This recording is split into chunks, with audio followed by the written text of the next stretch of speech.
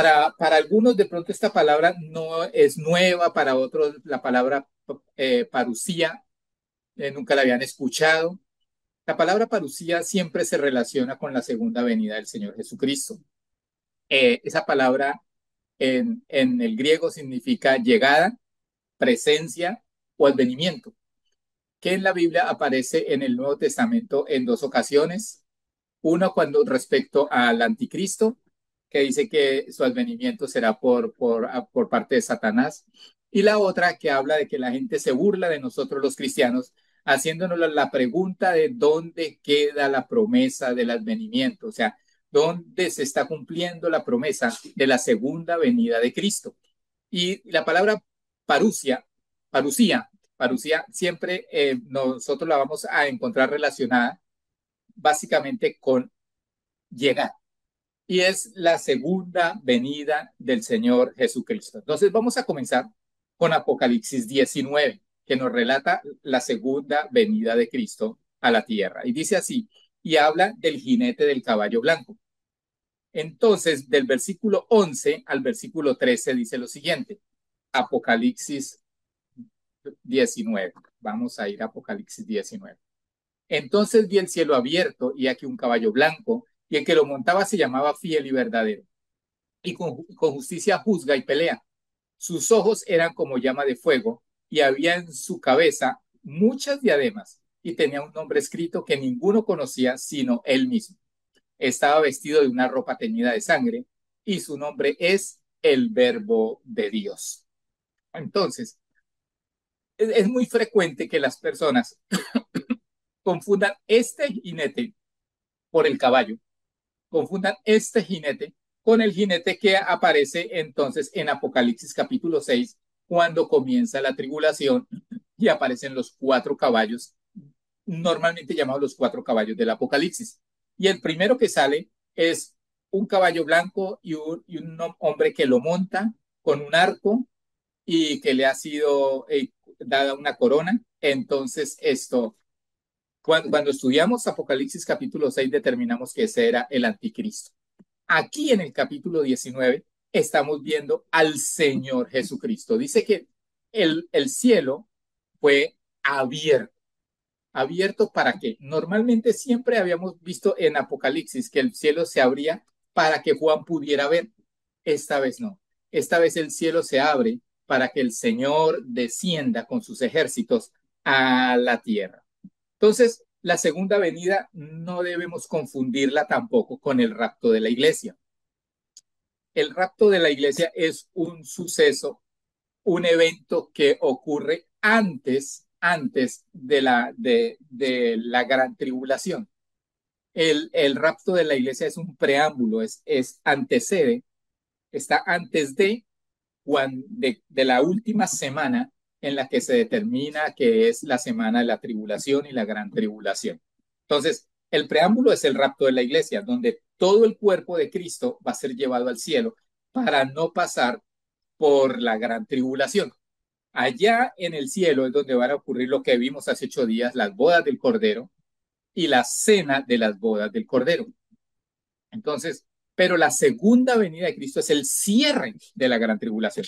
Es decir, que la gran tribulación tiene un evento que identifica su comienzo, que es el rapto de la iglesia. Aunque no es inmediato el hecho de que comience la gran tribulación, pero sí es cierto que la iglesia es raptada y el evento siguiente es el comienzo de la gran tribulación, de la gran tribulación o sea, la séptima semana, que no sea al otro día, que no sea a los 8 días, tal vez pueden pasar algunos añitos, pero el último evento antes de la gran tribulación es el rapto de la iglesia. Y cierra la gran tribulación, cierran esos 7 años de la última semana del libro de Daniel, cierra con la segunda venida de Cristo. Entonces, para que nosotros esto no confundamos el rapto de la iglesia con la segunda venida de Cristo. En el rapto de la iglesia, el Señor Jesucristo va a venir en las nubes y allá en las nubes se encuentra con la iglesia. Mientras que en la segunda venida, Cristo, sus pies van a tocar tierra, sus pies se van a posar sobre la tierra. Entonces, ya aclarado eso, entonces podemos decir que en la segunda venida del Señor Jesucristo, el Señor Jesucristo, como vemos ahí, va a venir, dice que en un caballo, pero viene a hacer justicia, viene a hacer juicio a las naciones. Así como la venida del Señor como Mesías fue profetizada en diferentes apartes del Antiguo Testamento, también la segunda venida de Cristo está profetizada tanto en el Antiguo como en el Nuevo Testamento. Entonces vamos a mirar algunos eventos importantes para que tengamos en cuenta.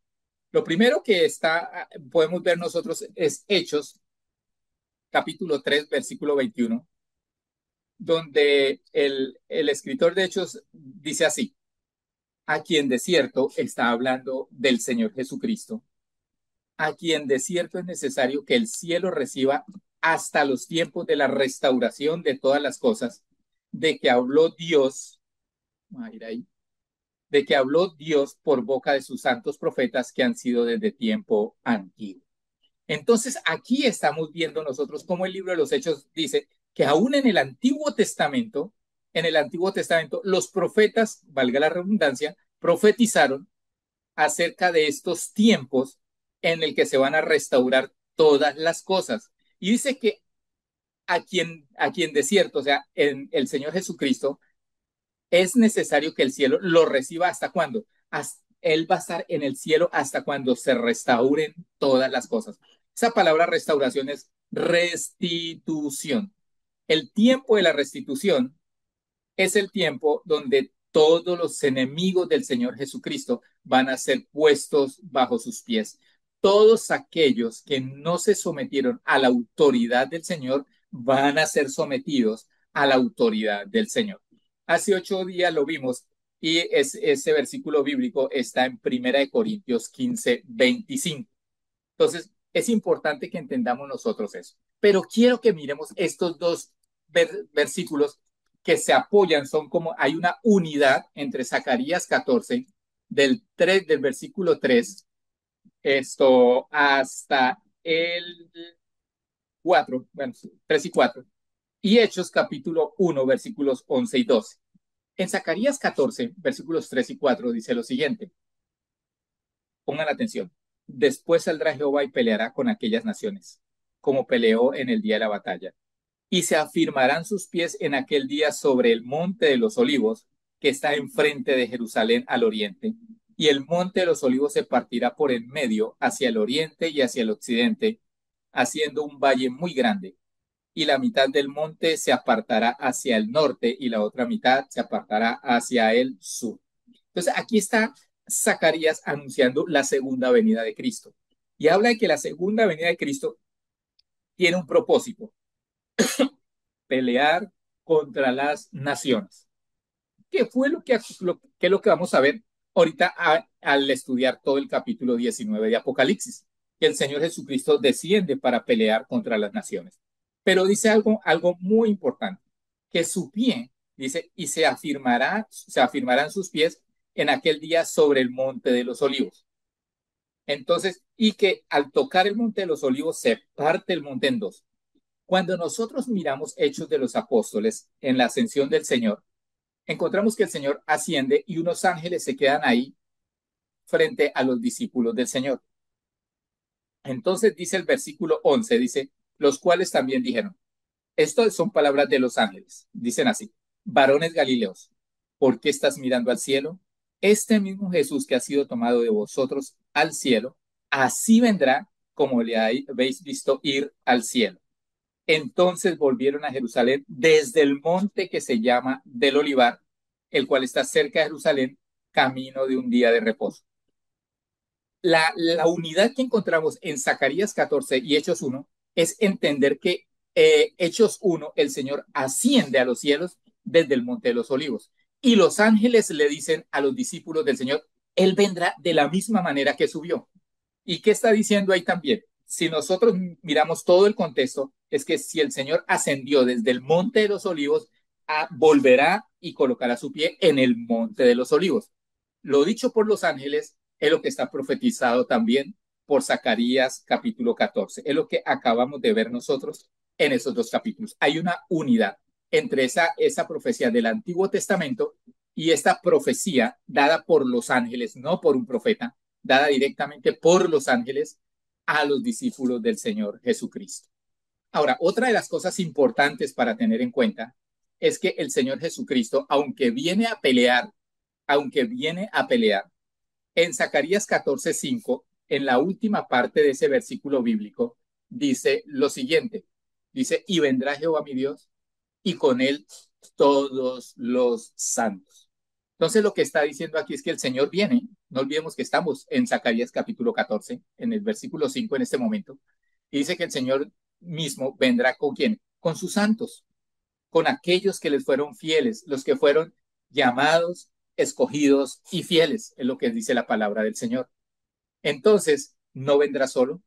Entonces, si nosotros como iglesia somos sus santos y todos los que murieron durante la gran tribulación fueron declarados santos, entonces el Señor descenderá a la tierra, no solamente con su ejército, sino descenderá con todos aquellos que estaban en la boda, en las bodas, en la cena de las bodas del Cordero.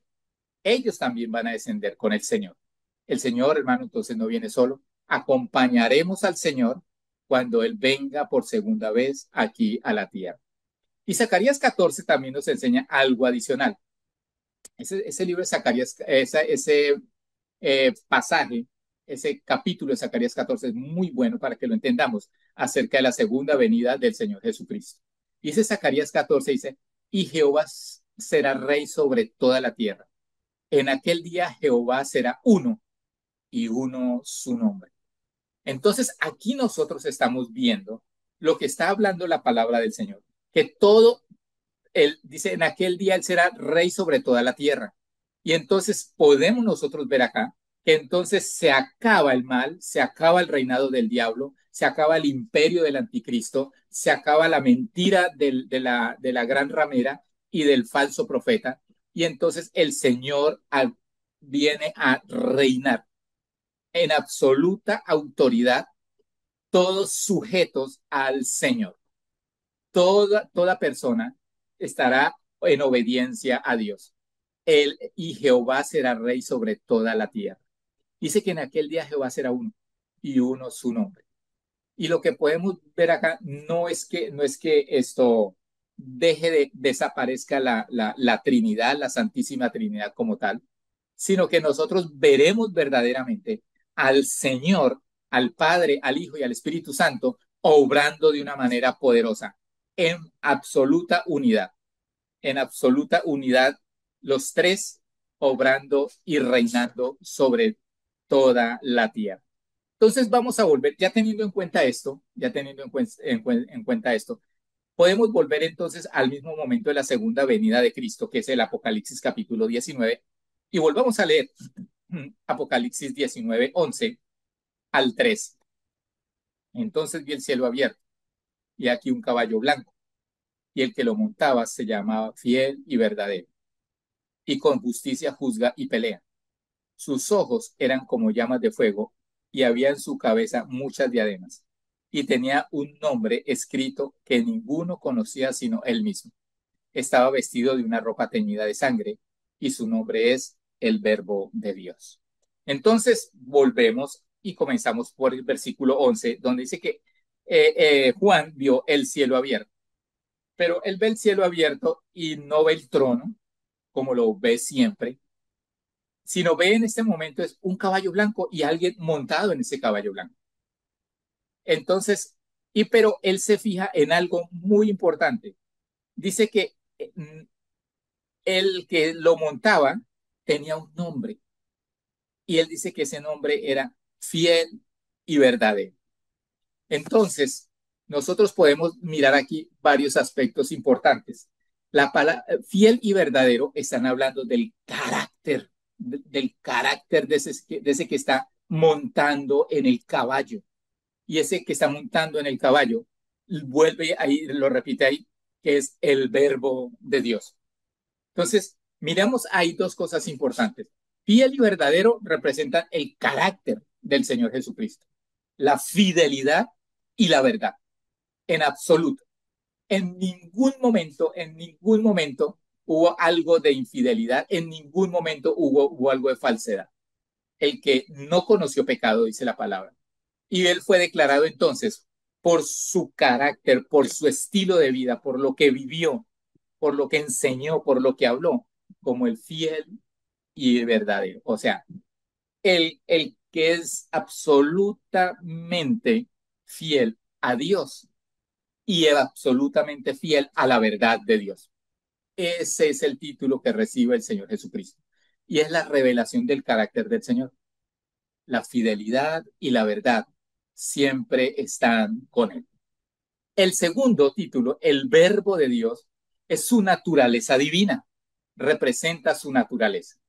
Cuando nosotros leemos Juan capítulo 1, lo primero que encontramos nosotros es estas palabras. Dice, en el principio era el verbo y el verbo era con Dios y el verbo era Dios. Entonces podemos ver nosotros aquí que ahí representa la naturaleza, el verbo, la palabra de Dios. La palabra dice que sin el Señor Jesucristo, nada de lo que fue hecho ha sido hecho. O sea, absolutamente todo lo que existe sobre la faz de la tierra, en la creación, en el universo, nosotros podemos decir que fue hecho por Él. Entonces, en toda la creación, nosotros vemos el sello del verbo de Dios, porque todo fue hecho por la palabra. Y nos recuerda a nosotros Génesis capítulo 1, que dice, en el principio creó Dios los cielos y la tierra estaba desordenada y vacía, y el Espíritu se movía sobre la faz de las aguas. Y dijo Dios, sea la luz. Y vemos más adelante que dice, y dijo Dios, y produzca la tierra. Y dijo Dios. Y entonces, y todo fue hecho por la palabra. Entonces, la Biblia también nos enseña que no solamente la palabra creó, sino que la palabra sustenta. Y lo que vamos a ver nosotros de ahora en adelante, en el capítulo 19, es el poder de la palabra. Lo vamos a ver ahorita. Es el poder de la palabra. Entonces vamos a continuar un poco más en este pasaje que acabamos de leer. Y dice la palabra del Señor, primero ya hablamos del carácter, y ese fiel y verdadero aclara algo. Con justicia juzga, con justicia pelea. O sea, el juicio de él es justo, pero también el hecho de pelear contra el enemigo, pelear contra los que adoraron la imagen, pelear contra Satanás y sus huestes de maldad, es algo justo. Él lo está haciendo con justicia. Entonces, no podemos apartar la fidelidad, la verdad de la justicia de Dios. Y dice, y describe al Señor Jesucristo como ese que se presentó ante Juan para revelarle todo lo que iba a acontecer a través del libro de Apocalipsis, cuando Juan estaba en Patmos. Y dice la palabra que sus ojos eran como llamas de fuego, y así lo presenta Apocalipsis capítulo 1, cuando el Señor se presenta ante Juan para revelarle todo lo que va a ocurrir en los últimos tiempos. Y dice la palabra del Señor ahí, y en su cabeza habían muchas diademas. Esa palabra diadema tiene que ver con algo semejante a una corona, que lo identifica de la realeza, que pertenece a la realeza. Puede ser el mismo rey o puede ser un alguien del linaje de la realeza del rey. Entonces puede identificarse esas diademas, pero el asunto es que esas diademas lo que identifican es a alguien de la realeza con toda autoridad para ejercer poder. Pero también nos habla ahí, aquí hay un nombre, o sea, aquí nos revela dos nombres, fiel y verdadero y el verbo de Dios. Pero también el Señor tiene un nombre en sí, dice que ninguno conoce sino él mismo. Y la Biblia no lo revela, hermano. Entonces no podemos nosotros ponernos a mirar a ver cuál es ese nombre escondido, cuál es ese nombre misterioso. Y definitivamente cuando dice la palabra del Señor en 1 Corintios capítulo 13, cuando venga lo perfecto, nosotros vamos a conocer todas esas cosas. El Señor mismo nos va a revelar a nosotros todas esas cosas. Por ahora, eso queda en el secreto de Dios. Ese nombre que está escrito, que ninguno conocía sino Él mismo. Y algo muy importante también. Entonces, cuando nosotros vemos que ahí dice que estar vestido de ropa teñida de sangre, es entonces, ¿cuál es el propósito de descender del reino de los cielos, aparte de su segunda venida, tocar tierra y cumplir la promesa que aparece en Zacarías? Si no es otra de juicio, de venganza, de llegar al lagar y triturar, como dice la misma palabra, que viene de pisar las uvas. Entonces viene a traer juicio a las naciones. Bueno, y sigamos entonces con el mismo capítulo de Apocalipsis 19. Y vamos entonces a entrar en el capítulo 14. Dice lo siguiente, en el capítulo 14 del libro de Apocalipsis. Y los ejércitos celestiales, vestidos de lino finísimo, blanco y limpio, le seguían en caballos blancos. De su boca sale una espada aguda para herir con ella a las naciones, y él las regirá con vara de hierro. Y él pisará el lagar del vino del furor de la ira del Dios Todopoderoso. Y en su vestidura y en su muslo tiene escrito este nombre: Rey de Reyes y Señor de Señores. Uy, algo magnífico, hermano. Lo primero que nos muestra aquí Juan es que el Señor viene con su caballo blanco y detrás de él vienen los ejércitos celestiales, también vestidos de lino fino, blanco y limpio, exactamente vestidos como, estaba vestida la novia del Cordero, lino limpio, fino y resplandeciente. Es la misma vestimenta que tiene la iglesia como identidad de la esposa del Cordero: santidad, pureza, sin mancha, sin arruga. Así es el ejército celestial también del Señor, cumpliendo las mismas características de su amada iglesia. Y dice que estos mismos del ejército de los cielos, del ejército celestial, lo seguían a él también en caballos blancos. Entonces, esa identidad del ejército celestial, no solamente en su vestidura, en su santidad, sino también, hermano, en ese caballo blanco que representa también el poder, la autoridad del que va montado en él. Pero también hay una característica importante en esto. De su boca sale una espada aguda para herir con ella a las naciones. Volvemos entonces al verbo de Dios, el verbo de Dios, la palabra de Dios. Y hablamos nosotros en ese momento que es con la palabra que Él va a juzgar, con la palabra que Él va a, a herir, es con la palabra del Señor que se va a hacer juicio. Entonces aquí dice que de su boca sale una espada aguda para herir a las naciones, y Él la regirá con vara de hierro y la pisará, y en su vestidura y muslo el nombre Rey de Reyes y Señor de Señores. Entonces los ejércitos celestiales ya determinamos que son los ángeles del Señor. Y lo podemos ver también en Mateo 16:27. Mateo 16:27 dice: porque el Hijo del Hombre vendrá en la gloria de su Padre con sus ángeles, y entonces pagará cada uno conforme a sus obras. Entonces podemos mirar dos aspectos aquí importantes. El Señor Jesucristo, el Hijo del Hombre, primero vendrá en la gloria del Padre.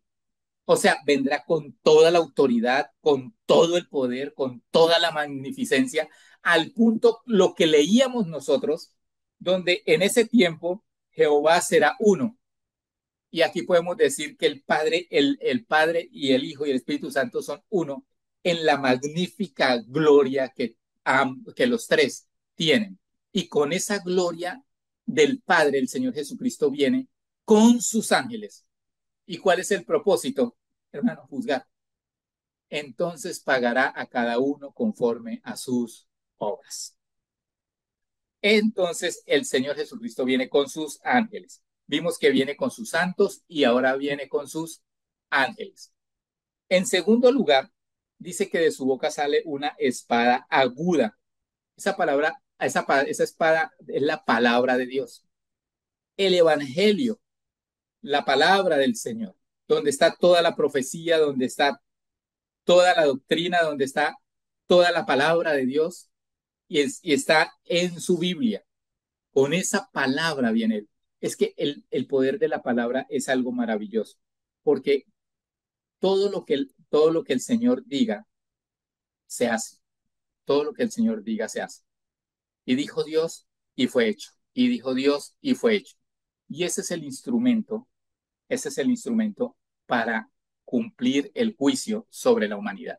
En 2 de Tesalonicenses 2:8 dice, y entonces se manifestará aquel inicuo a quien el Señor matará con el espíritu de su boca y destruirá con el resplandor de su venida. Y cuando habla del espíritu de su boca se refiere a la palabra, se refiere a la palabra, será con la palabra. El Señor habla y se cumple. El Señor habla y es hecho. Dijo a la higuera y la higuera se secó. Dijo al viento y el viento se calmó.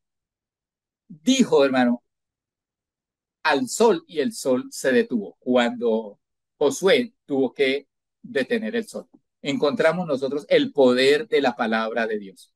Y a esa misma palabra, que para nosotros es bendición, que para nosotros es buenas noticias, que para nosotros es el evangelio eterno de la salvación, para los que no lo aceptaron, va a ser entonces condenación y va a ser muerte. Esa es la palabra de Dios. Y tres cosas que no quiero que olvidemos, que va a ocurrir cuando el Señor Jesucristo juzgue a las naciones. Uno, dice que herirá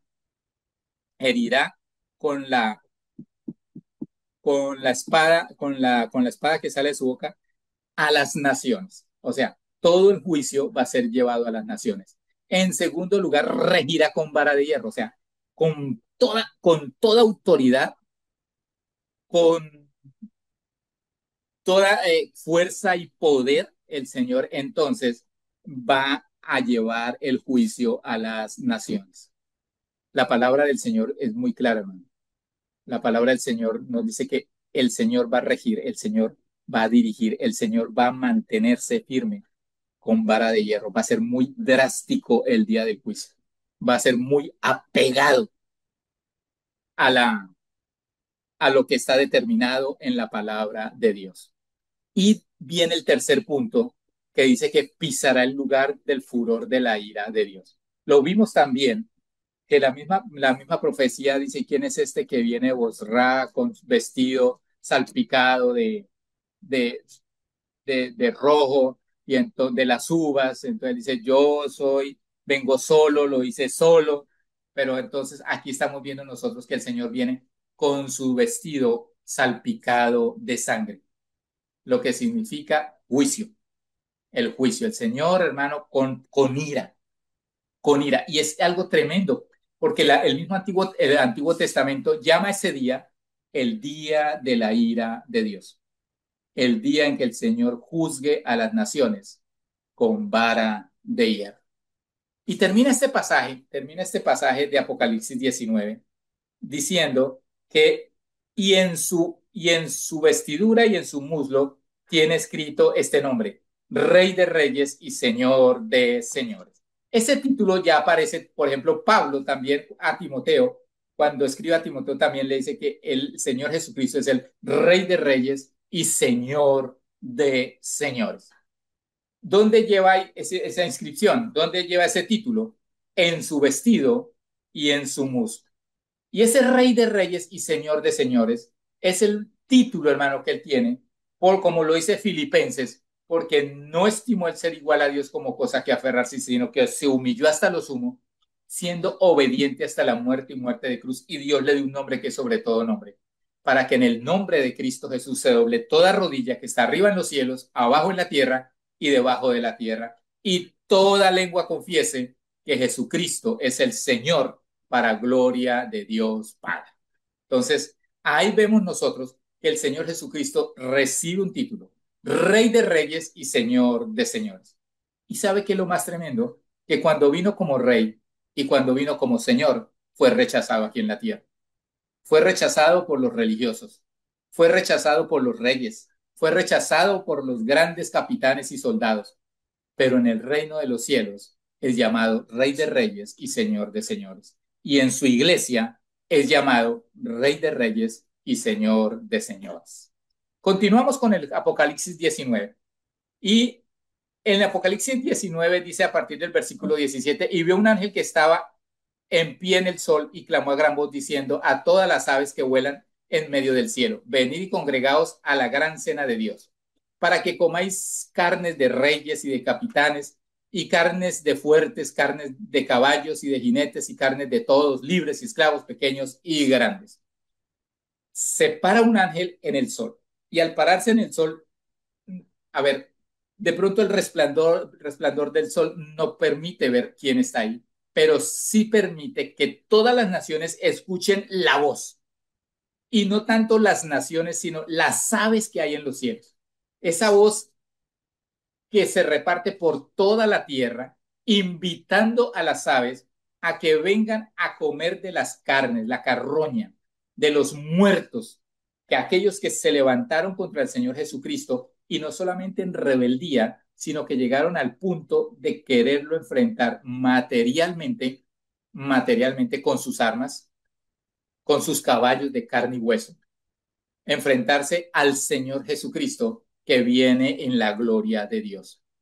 Entonces, el ángel está diciendo, mire, todos esos van a morir. Aves del cielo, todo tipo de aves, vengan a comer de las carnes de estos que van a morir al enfrentarse al Rey de Reyes y al Señor de Señores. Entonces ya vemos ahí algo tremendo, hermano. Y es que ya está determinada para ellos la muerte. Ya está determinada para ellos la muerte. Entonces, habla de todo tipo de categoría de seres humanos.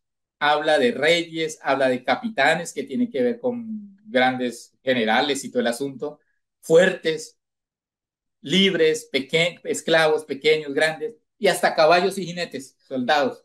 Todo eso, hermano, todo eso va a servir de alimento para las aves. Las aves carroñeras, las aves que comen cosas putrefactas. Eso es lo que se va a ver. Esa es la invitación que hace ese ángel, que vengan todas las ángeles y todas las aves y se reúnan en el sitio donde va a ocurrir esa batalla. Y termina el capítulo 19 diciendo lo siguiente: y vi a la bestia, a los reyes de la tierra y a sus ejércitos reunidos para guerrear contra el que montaba el caballo y contra su ejército. Y la bestia fue apresada y con ella el falso profeta que había hecho delante de ella las señales con las cuales había engañado a los que recibieron la marca de la bestia y habían adorado su imagen. Estos dos fueron lanzados vivos dentro de un lago de fuego que arde con azufre, y los demás fueron muertos con la espada que salía de la boca del que montaba el caballo, y todas las aves se saciaron de las carnes de ellos. Es algo tremendo, es algo tremendo, porque aquí ya vemos nosotros que los que están dirigiendo ese ejército contra el Señor Jesucristo es la bestia y el falso profeta unido con los reyes. Pero fíjese, aquí hay una diferencia. La bestia y el falso profeta son capturados y dice que vivos, vivos. La bestia es el anticristo, no olvidemos, la bestia es el anticristo. Ambos son humanos, ambos son humanos. El que es un ángel caído es Satanás, pero la bestia y el falso profeta son humanos, no olvides. Y dice que así, en su carácter, en su carne, vivos, fueron lanzados al lago de fuego que arde con azufre. Comenzó el castigo para ellos. Esos son los dos primeros capturados. Pero al resto de personas, a esos reyes, a esos soldados, a esos jinetes, a esos libres, a esos esclavos, a esos pequeños y grandes, no son enviados a ese lago de fuego que arde con azufre, sino que son muertos en medio de la batalla.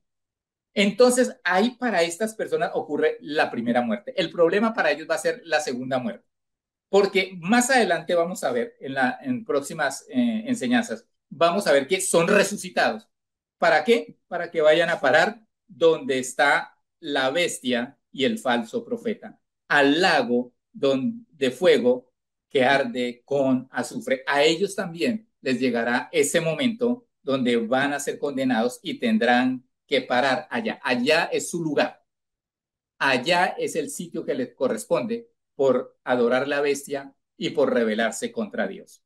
Hermanos, aquí nosotros hoy estamos viendo que mientras todo esto ocurre, nosotros estamos con el Señor y tenemos que alegrarnos y gozarnos porque vamos a ver la victoria del Señor sobre nuestro enemigo, sobre el acusador y sobre todos aquellos que persiguieron a la iglesia, que mataron cristianos, que como dice la misma palabra de Apocalipsis, con la gran ramera se dedicaron a perseguir a aquellos que le eran fieles al Señor. Entonces, alegrémonos nosotros porque nuestro tiempo está próximo, el Señor no se demora. La palabra, hermano, es que el Señor está próximo.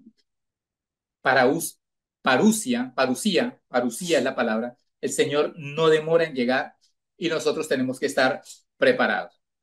Y vendremos con Él y veremos cómo el Señor, con la autoridad del Padre Celestial, con la gloria de Dios Padre, hermano, viene a hacer juicio a las naciones. Mientras nosotros hemos recibido esa nueva copa que Él dice que beberá en el reino del Padre, la ha compartido con nosotros. Aquí a los que no han aceptado esa obra redentora de Cristo Jesús van a ser juzgados, muertos y condenados. Entonces, orémosle al Señor para que nos dé firmeza, para que nos dé fidelidad y podamos en cierta manera tener ese carácter que habla ahí la Biblia del fiel y verdadero. Que así seamos nosotros, fieles y verdaderos para Dios.